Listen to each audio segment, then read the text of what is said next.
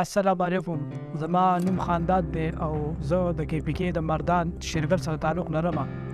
زما ایجوکیشن چې کوم دی ماستر ایجوکیشن دی، په دې کې ما پی ټی سی کړی، سی ټی کړی دی. انټیس ټیسټ کې ما څلور پیری 70 نه ابو نمبر اخیستلی دي او تاسو ته ټول ته پته په انګلیس کې د 70 نه ابو نمبر دا ډېر زیات سټرګل غواړي. د سار نه ورنه ماښام په ټول کتابونه ما کتل او مقصد مې دا و چې ما ته یو سرکاري جاب میلاو شي او زه پرې دغه باندې وشم.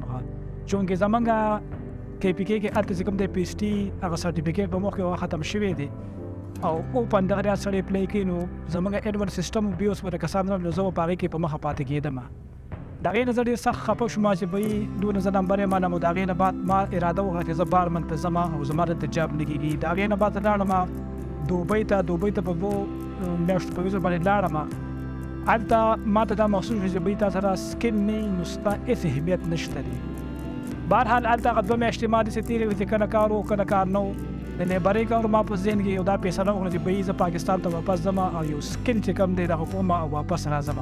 د هغې نه بعد زه رالم کلي کې ما یو میاشت نیمه تېره کړه. ما چې یاره اوس به څه کوو. د ښه غوندې انسټیټیوټ اداره ما کتله چې زه په هغې کې راشم، دا سکل زه د هغې نه وعلم. نو هغه په سوشل میډیا باندې AGT Institute راولپنډۍ ما یو اشتهار وکتو. 2-3 پیرې مې وکتو، بیا مې دوی سره رابطه وکړله. بیا مې نور هم ځان دغه کړو چې یاره دا خو ډېر لرې دا ستا د اخراجات هم سیوا کېږي، زموږ کې پی کې هم شته دی. خو بهرحال ما په زړه کې یوه دا اراده وکړه چې زه دې انسټیټیوټ ته ځم او دې کې زه ټرایل اول 2 ورځې کلاسونه اخلم. دوی پر یو ویډیو کې ویلي چې بهی تاسو اول راشئ خپل ټرایل بک کلاس واخلئ 2 ورځې. زه رالم، ما دلته ټرایل کلاس واخیستو. ټرایل کلاس زما ډېر خوښ شو. د هغې نه بعد چې کوم دی ما په پلمبر کې اډمیشن واخیستو او سات چې کوم دی بیا ما په کمپیوټر اپریټر کې اډمیشن واخیستو. د هغې یو میاشت کورس او ټیچران ماشاءالله ډېر ښکلي زبردست وو. هغوی یو میاشت کورس ما دا وکړو. د هغې سره چې کوم دی د اسټل سهولیات رسم. ټیچینګ د ډېر زبردست دی. زموږ چې کوم ټیچر و هغه په خپله په شارجه کې چې کوم دی پنځه سال سروس کړی دی. ټیچینګ چې کوم دی انټرنیشنل طریقې سره دی. هغه ډپلوما په یو میاشت کې ما حاصله کړه او زه چې دې ځای نه سم ووتم په میاشت کې دننه چې کوم دی په پنډۍ کې د سعودي لپاره د پلمبر پوسټونه رالل. چونکې زما نه ایجنټ و نه څه بل څه واسطه وه، خو بس ایډ مې ووتو او رالم او انټرویو مې ورکړه. انټرویو چې مې ورکړه په انټرویو کې خدای پاک زه سلیکشن وکړم. اوس زه راغلم، ما ریسنټلی خپل پاسپورټ جمع کړو او د سکل دپاره د AGT انسټیټیوټ په لومړي ځل کې نو ما ځان ته سوچ وکړو چې 14 کاله ما چې کوم دی په سبق او په تعلیمونو کې تېر کړل، د هغې ما ته هېڅ څه نه میلاو نه شوه. او په یو میاشت کې دننه زه رالم، ما دلته کورس هم وکړو او په یو میاشت کې دننه خدای پاک چې کوم دی ما لا د سعودي ویزه راکړه چې د هغې چې کوم دی 1400-1500 روپۍ تنخوا ده او پیسې هم کوم دي 2,30,000 روپۍ دي. د دې ایجنټ خبره دا ما وکړه چې تا که خپل کابینټ دی د AGT انسټیټیوټ څه دومره ښه ټیچینګ و چې ما ته د ایجنټ هېڅ ضرورت نه و.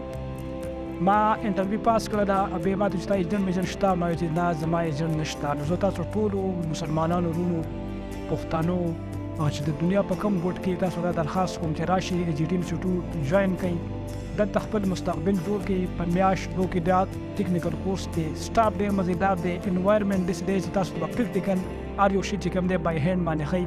په دې کې مختلف قسم چې کوم دی کورسونه کېږي، کمپیوټر اپریټر کورسونه پکې کېږي، د پلمبر پکې کېږي، د الکتریشن پکې کېږي، هر دا دی چې مختلف کورسونه پکې کېږي. نو زما خپل ایکسپیرینس دا دی چې 14 کاله کې ما چېرته څه جاب ما ونه لیدو او انشاءالله په میاشت کې دننه چې خدای پاک د دې انسټیټیوټ په واسطه باندې زه ډېر زیات شکریا ادا کوم. په میاشت کې دننه خدای پاک ما دا جاب راکړو او زما تاسو ټولو ته دا اپیل دی چې راشئ، دلته هر څه سهولیات شته. ټیچران ډېر زبردست A1 ټیچران دي، انوایرمنټ ماحول چې ډېر زبردست دی او هسټل هر څه سهولیات شته مناسب فیس سره. په 10,000 روپۍ باندې په پلمبر په دې مهنګایي په حالاتو کې لکه دا به څوک کولی شي او سټاف هم ډېر مزیدار دی او خپل مستقبل چې جوړوئ نو یو پیره د AGT انسټیټیوټ چې کوم دی دوره خامخا وکړئ.